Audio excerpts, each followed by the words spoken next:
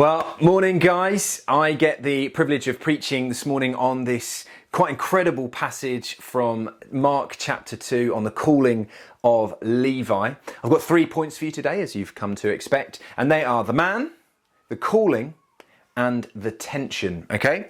So, I want you to hold this thought in your mind as we go through, okay? It's that God calls us where we are. But he does not leave us where we are. God calls us where we are, but he does not leave us where we are. Now, let's start by talking about the man. And in that, I actually want to divert your attention to a moment to a man called John Amory. Okay? Now, in the Second World War, Amory was a pro-Nazi British fascist, okay? And in 1942, he went over to Germany to chat to the Germans, and he proposed at that point the formation of a British volunteer force that would fight against the British as part of the German military, made up of fascists, Nazi supporters and prisoners of war. And this became known as the British Free Corps, and it was actually a small unit of the Waffen-SS. Whilst back in Britain, he conducted recruitment efforts, he made small propaganda broadcasts for Germany, and later even gave direct support to Mussolini. Not necessarily the guy you'd invite round for dinner. And actually, at the end of the war, he was arrested and tried by the British authorities for 8 counts of high treason, and he was actually sentenced to death. He is still to this day on the official list of British traitors during World War II. How do you feel about a guy like that? See, I can imagine that if I was living in Britain, knowing that someone I loved, a brother or a father, or perhaps for someone else, a husband, was out fighting, and that someone who lived down the road from me was supporting the people that they were fighting against, well, that would hurt. That would be hard to take. And it's certainly not someone I'd be nice to. It's certainly not someone I'd spend any time with. I'd only mention their name to ridicule them or just to spit venom and anger at them. That's how I imagine I would feel. Because they're a traitor. They've betrayed their own people. Now let me direct your attention to Levi in our passage. Now, Levi did not make jeans. He is actually a tax collector. And tax collectors, you're not getting off to a great start there with career choice, are you? Not many people like the tax man, all right? No offense if you are a tax man, Jesus loves you too. But it's not a good start, okay? And then on top of that, the taxmen in the days of Jesus, well, they were always collecting taxes for the ruling people. Now, in this case, Levi is collecting taxes for Herod, but Herod really is a puppet king of the Romans. And so what we've got here is someone who has already chosen to be a taxman, but he's chosen to be a taxman for a puppet king who's being controlled by the people who are oppressing the people of God. So in fact, it's like a British person going to work for the Nazis, this oppressive force that's trying to take over. In this case, the Romans actually have taken over. And Levi said, all right, I'll come work for you. I'll make my money from the people who are oppressing my own people. Now, you can imagine at this point, he's not a particularly popular guy, in the marketplace. Now, on top of that, people did not know how much they were going to have to pay the taxman when they arrived. The simple reason was that Rome set their price, and then the taxmen were free to charge as much as they liked to make up that debt that Rome was asking for, and then keep the rest for themselves. So it was quite a lucrative business. So suddenly here, he's not only a traitor, but actually he's got these mafia tendencies where he's like extorting extra money out of people to make himself rich. So a traitor with mafiosa sort of tendencies, yeah, not someone you're going to be inviting over for dinner. Pretty sure it's someone you are not going to even bother wasting a breath on. Now, on top of this, the Jews and the Gentiles didn't mix. Culturally, the Jewish people saw themselves as the people of God and didn't want to felt that they didn't want to mix with the Gentiles. That was part of their law and part of their culture.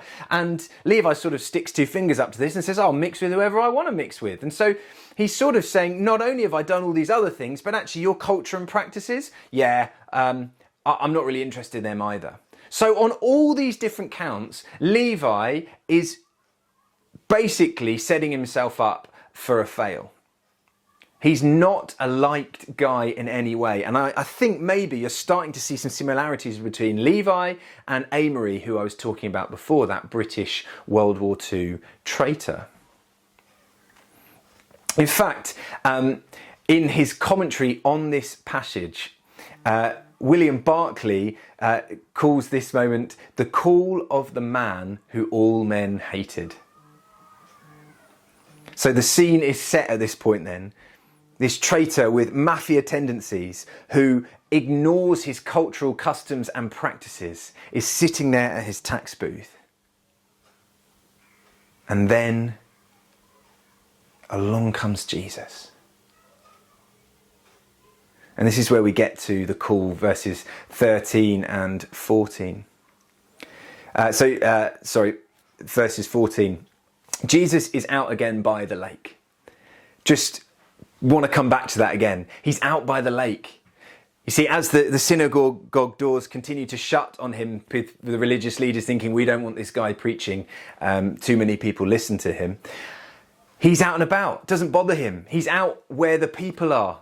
And that's where you hear the stories of real life, of real struggle, of real triumph, of real difficulty, of real heartache. Jesus is out there with the people. That's where discipleship is happening. And it's just worth us picking that up again. And then Jesus starts preaching and he draws a large crowd around him.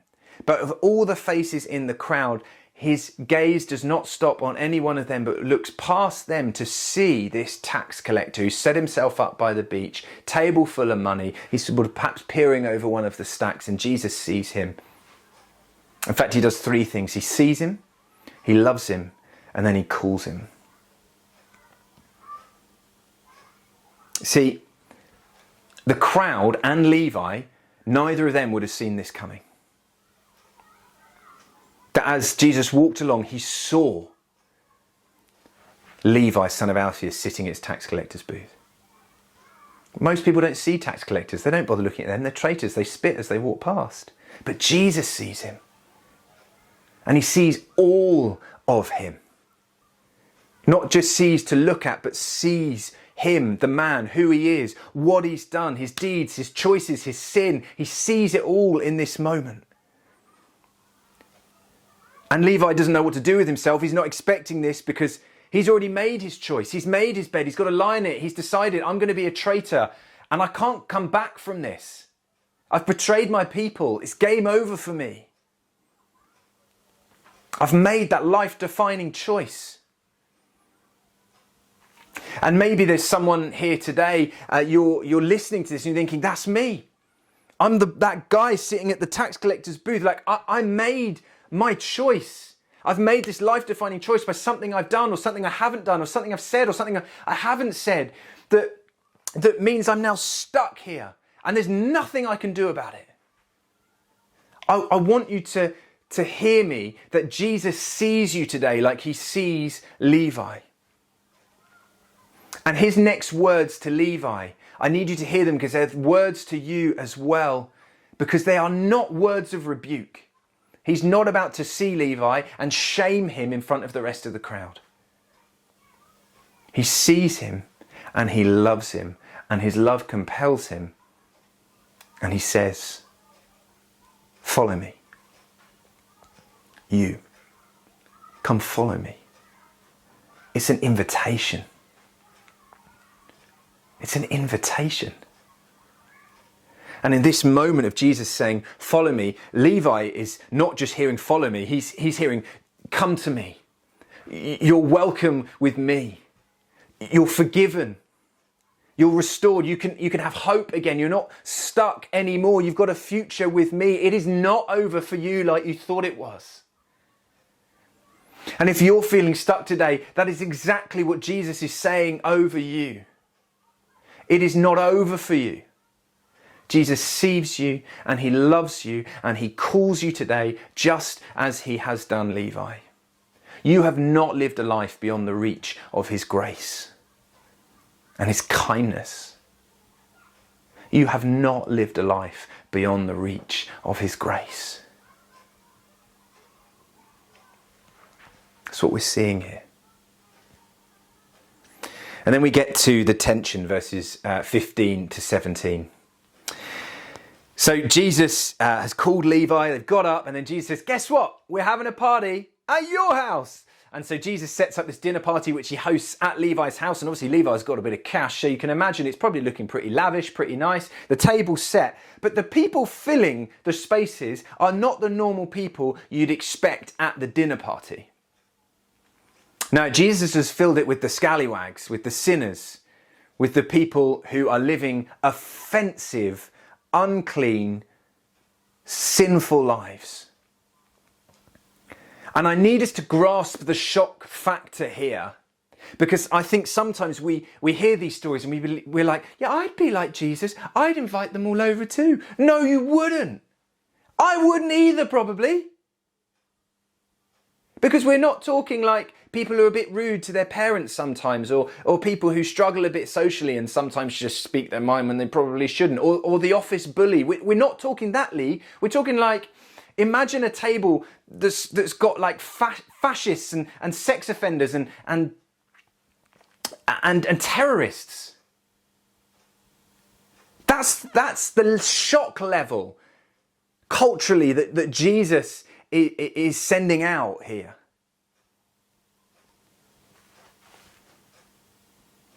So it's not only the people's sin that is offensive in this moment, it is also Jesus's radical welcome and grace, which is utterly offensive to some. That people are looking at this and going, really, Jesus, them? Like they were when Levi got called. There would have been people in the crowd like, Jesus, do you know who this guy is? Really? Him? Come on. And that's exactly what happens as the Pharisees turn up. See, there's this idea in Jewish thought, because of what it says in the Old Testament about being clean and unclean. And actually we'll touch on it more in a lot more detail in a few weeks' time. But just a whistle-stop tour through it. Basically, the idea is that some things are clean and some things are unclean. And some things are made unclean by doing certain things. So if you sin in some way, you become unclean. And if you touch something unclean as a clean person, you become unclean as well. It's like contagious uncleanliness. And if you are unclean, you cannot be in the presence of a holy God. You are separated from the temple worship. You can't go and worship God there. You're not welcome in his presence because he's perfection. He's utter cleanliness and you're unclean, and the two can't go together. And so there's Old Testament practice set up to make yourself clean through sacrifices, etc., etc. But most, the people at Jesus' table, they're just sinners. They're unclean. They're not bothered about going to make themselves clean and get into the presence of God. They're living a life and they've chosen to live it. And so they're living these unclean, supposedly contagious lives. And the Pharisees turn up. They've heard about Levi's calling. That's already a big enough shock. But you can imagine the jaws hitting the floor as they're like, it's not just one of them, there's like 10 of them around the table, and we know what you did, and we know what you did, and oh my goodness, I can't believe you've even been dead to be seen in public. You're so full of shame. They're outraged. They're morally outraged. There's uncleanliness everywhere. And how can Jesus, as a holy man, sit in the midst of all of this? But that is where Jesus and the Pharisees agree. Both of them agree that you need to live a holy life before a holy God. And that Jesus never sinned. He lived that utterly perfect life before God. Always welcome in the presence of God. And that sin is a problem. Sin is a big problem. Sin is a big enough problem to cost Jesus his very life. But what we're seeing here is a foretaste of what Jesus is going to do on the cross. In Jesus, it's not the uncleanliness that is making him unclean, But it's his cleanliness, his holiness, that is making all around him clean and holy. You see, on the cross, Jesus takes his holiness and his perfection and he places it upon us. And he takes our imperfection, our uncleanliness, and he puts it upon himself. And when he dies on that cross, all of that stuff dies with him and it is gone. And so in this moment, we see Jesus dwelling in the midst of sin, but it's not the sin that is making him impure, it is his purity that is making the sin around him pure. He is almost like releasing his holiness out, that the uncleanliness can't touch him. It's this whole new way of thinking, turning what people understood on its head. See, Jesus does not diminish sin. He's not condoning the sin of the people around him, but neither is he letting their sin diminish his welcome, that they are welcome with him, that he accepts them where they're at, but he will not leave them where they are at. So what about us, church? We can take something here as Christians and as a church, that kindness, conversation and compassion do not make you complicit or supportive of someone else's sinful life choices. We can love people and not agree with them.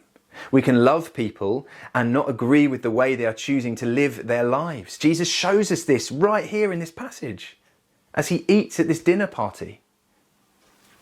But he still loves them and he still spends time with them. And you know what? As a result, Levi's life is transformed because he follows Jesus and his life is changed. But here's the tension. This is the tension. It's like the hot topic.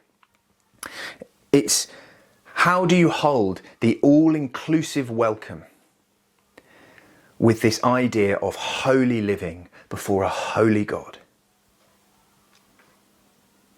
See, what we have at the moment, it seems, is two raging factions of the church. We've got the liberal end that says, hey, all are welcome, everyone's welcome, whatever's going on in your life, just come along, it's fine. We're not going to judge you. But then you don't need to change. You never need to change. Just stay how you are. And then we've got the conservative wing of the church who are saying, stop sinning. He's a holy God. You need to live a holy life. But as this is spoken, it sounds like it's really lacking in love and relationship. And so it just sounds like behavior management. But why does it have to be one or the other? Because in this passage, Jesus holds the tension. He says it's both. J.C. Ryle writes that fallen sinners like ourselves want healing first before we can take on any rules. So all are welcome at Jesus' table. But then Jesus does get up from the table and he does say, hey, come follow me. And I'm going this way. And if I'm going this way and you want to follow me, that means you make me your master. That means you walk away from your old life and your old way of doing things and you live how I tell you to live now. And you let me take care of you and you let me lead you and you live as I call you to and you speak as I want you to and you do the things I ask you to do. And you let me transform you from the inside out. Can you see that it's both? It's both, church. And you know, even in the Gospels, we see this. Some people accept Jesus' welcome. They love sitting at his feet. But when he says, this is what it means to follow me, they're like, actually, it's too much for me. I'm off. And that's sad, but we've got to respect people's choice to walk away from Jesus. But there are some people who accept this all-inclusive, incredible, arms open, love-fueled welcome, and they catch something of Jesus and they're like, I can see there's a cost to following you. I can see that this is going to be hard at times, but you seem absolutely worth it, Jesus, and all I want is more of you. It's like that story in the Gospels of the pearl of great price, where a man goes to a field, digs around for treasure, finds this pearl that is beyond anything that he can ever imagine. So he goes and sells all that he owns in order to buy that field. Friends, Jesus is that pearl of great price. He is the thing that is worth giving everything else up for. And so We hold these two things together. We must be the people of God who hold out the all-inclusive welcome and the holy living before a holy God, because Jesus calls us where we are, but he does not leave us where we are. And then he lands it all in verse 17. He levels the playing field completely between the Pharisees and the sinners at his table. Because they say, how can you eat with them and him and them? And oh, it's awful. And Jesus says, hey, it's not the healthy who need a doctor, it's the sick. And I have come for the sick. But there's something slightly tongue-in-cheek there, because he's saying to them, you think you're healthy, so you don't think you need a doctor. But I've come for the sick. And actually, every single person in humanity is sick. And the Pharisees have missed it. They've missed that they too are sick and need a doctor, because all of us, just like Levi, have been a traitor. We have been a traitor to God. We have walked away from him and we have served our own ends, been our own gods, tried to live our own way when he has every right to lead our lives, because he is God of all. And so all of us need to know the welcome that Jesus offers at that table. The sweet, healing words of love and life and forgiveness and fullness and opportunity and hope. All of us need that. And then we all need to call him King, because he is. And then we all need to answer that call to follow him as he transforms us and changes us and helps us to live more and more like he is and he did. Those holy lives before a holy God. This is what we all need, and it's actually what we all want.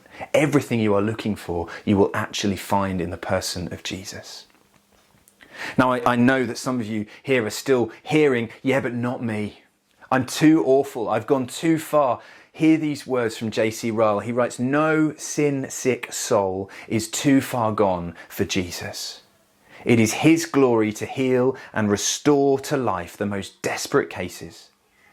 For unfailing skill, for unwearied tenderness, for long experience of man's spiritual ailments, the great physician of souls stands alone. We all need a doctor for our souls. And the life that you're looking for, it's in him. And so hear him today as he says, come follow me. But there may be some of you here today and you're hearing all this and you're like, that's great, that's great. I'm not that bad. I'm okay, to be honest. Maybe you're the Pharisee crashing the party. That you turn up and you're like, look at them, they're pretty awful, they're pretty bad. They are well beyond the saving grace of God. It's not going to happen for them. I'll tell you what, if only everyone was a little bit more like me, then church would just be a much better place. In fact, the world would be a better place. You're seeing someone getting saved, like, really, them, Jesus? Come on. Do you know about them? Do you know all the sins? Bad. And I want to offer this morning that every single one of us is unworthy of the grace of God, but he offers it anyway. But if the grace of God offends you, as other people are saved, or if you think you are not in need of it, then can I offer gently that perhaps your sickness is pride. And you are proud. But that is a sickness that Jesus can heal as well, as he says to you and to me and to all of us, come to me, come follow me. Let me show you how to really live. And that's what we see as Levi answers the call of Jesus. So let me land by saying this. No one is beyond the grace of God. And let's be a church, let's be a people of all-inclusive welcome and holy living before a holy God. Living like Jesus. Living like Jesus can save anyone and everyone. And then each day answering that same call as Levi. Come follow me. Yes, Lord, I want to follow you. So, God calls us where we are, but he does not leave us where we are. So let's follow him today. Amen.